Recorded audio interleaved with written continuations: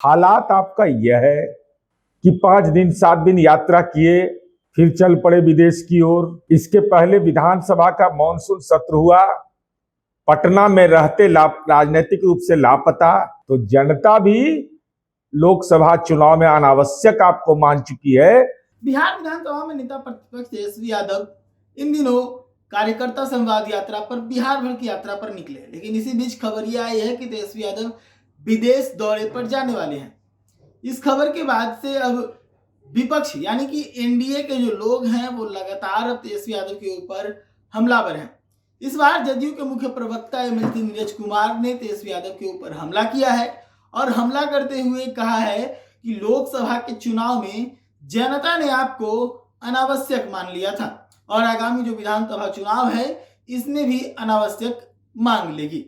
इससे पहले उन्होंने कहा कि तेजस्वी यादव 2025 विधानसभा चुनाव जीतने की बात कर रहे हैं, लेकिन आलम यह है कि 5 दिन जनता के पास रहते हैं और उसके बाद फिर विदेश चले जाते हैं। बीच में ही संवाद यात्रा को छोड़कर वो विदेश जा रहे हैं। साथ ही ये भी आरोप लगाया कि पिछला बार जो मानसून सत्र हुआ उस मानसून सत्र में तेजस्वी यादव राजनीतिक तौर पर लापता थे, यानी कि मानसून सत्र में तेजस्वी यादव शामिल होने के लिए विधानसभा नहीं गए थे। इसके बाद से क्या कुछ कहा नीरज कुमार ने पूरे मामले पर, सुनिए। माननीय तेजस्वी यादव जी, आप तो राजनीतिक प्रवासी हो गए हैं। कहां तो दावा कर रहे हैं कि 2025 में हम मुकाबला करेंगे।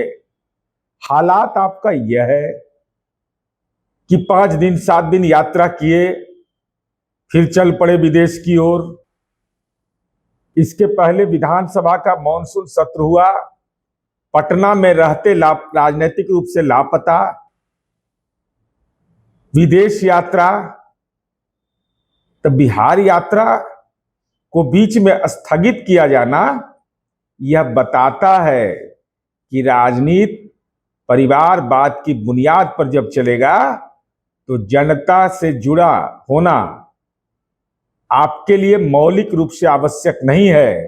तो जनता भी लोकसभा चुनाव में अनावश्यक आपको मान चुकी है, विधानसभा चुनाव में भी राजनीतिक रूप से अनावश्यक मान लेगी। तो सुना आपने किस प्रकार से एमएलसी और जदयू के मुख्य प्रवक्ता नीरज कुमार ने हमला बोला है तेजस्वी यादव के विदेश यात्रा से पहले। तेजस्वी यादव की विदेश यात्रा को लेकर उन्होंने साफ तौर पे कहा है कि तेजस्वी यादव को लोकसभा के चुनाव में जनता ने अनावश्यक मान लिया, विधानसभा के चुनाव में भी अनावश्यक मान लेगी।